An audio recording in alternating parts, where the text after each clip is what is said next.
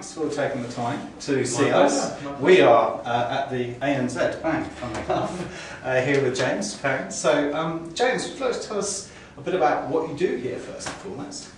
Yes, I'm the head of channel marketing for ANZ National Bank.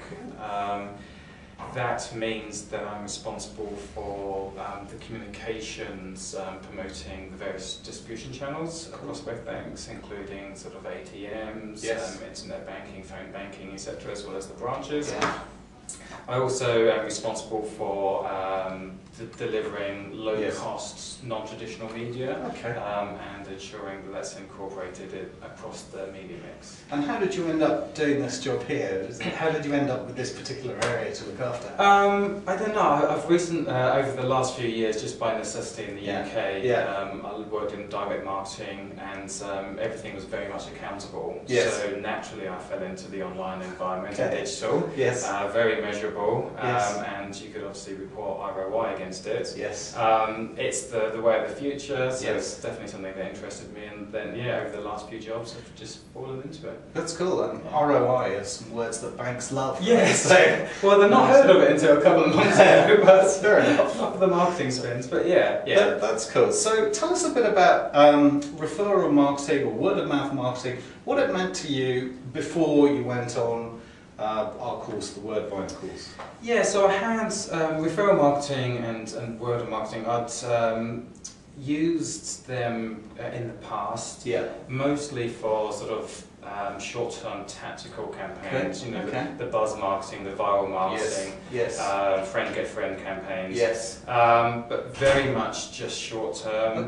They lacked any real measurability, and they kind of lacked the science of repeatability. So some would work, we wouldn't really know why. So kind of a bit stealth, under the radar, guerrilla tactics, and a bit potluck, because felt good, but not sure if it's going to work or not. Using a lot of new mediums, knew that there was a lot of hype about them, so it seemed like a good thing to do. But they kind of lacked the robustness that some other activities do.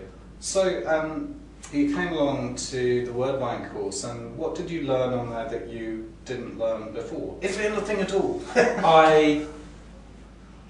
In the past, and coming to the course, a big question in my mind was, how do you really tap into those advocates? How do you identify them? What's the structure and the science behind that?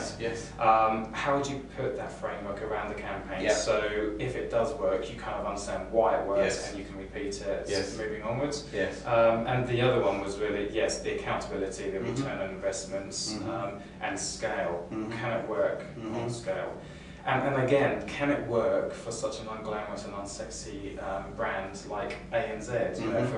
For banking products, it's fine working on a smuzzy FMCG product. But can it work for an investment product? Well, the heartening thing for you is, of course, the people in FMCG say that their category isn't sexy or particularly exciting. So in fact, wherever we go having those conversations, everyone's going, ours is not sexy and exciting. So I guess it's quite happy to swap jobs with them for a while.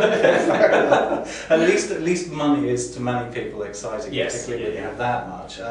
So just in terms of what you kind of tangible benefit you got from the course, given you've got a lot of context in this area, it'd be really valuable for us to hear from you what you tangibly got from the course. Very tangibly, free pot of Play-Doh, free lunch and a couple of glasses of wine, and probably more important to you, I actually came up with a framework for the plan. Cool. So it's something that I can now sort of use and share the knowledge within the business. So it wasn't the finished article, it wasn't a done and delivered plan, but it's the framework to then go away and implement.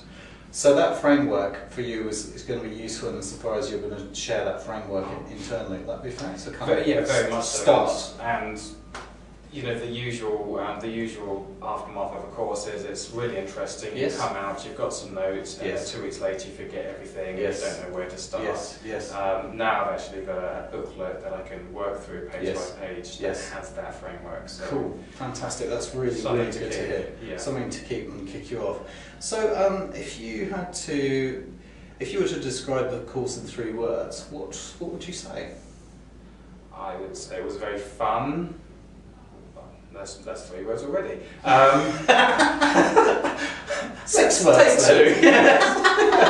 Yes, it was I fun. would say that fun, engaging, and enlightening. Even for me, that's had some experience in the past. Thank you. That's very, very humbling. It makes the sweat and tears worth it when people say things like that. So, in summary, why would you recommend the course? If we're not here now. It's quite. I mean, this is what we've taught everyone. Is why would you recommend the course? I would say that word of mouth and referral marketing in general, it's common sense. If you can, if there's a way to do it, you would tap into your most loyal customer base and get them working for you. Common sense. I would recommend this to anyone because people probably know that already. They've probably given this some thought in the past. This helps them just structure their thoughts around how to tackle the problem. Great. And like I say, the framework to then execute a campaign and measure it off the back of it. All right. So yeah, for me and for any marketer with a salt, that's probably quite a valuable bow to this string. Brilliant. All right. Well, I think that kind of wraps it up. So don't forget to bank with the ANZ. It's easy. It's easy. And thanks very much for your time, James. Really appreciate that.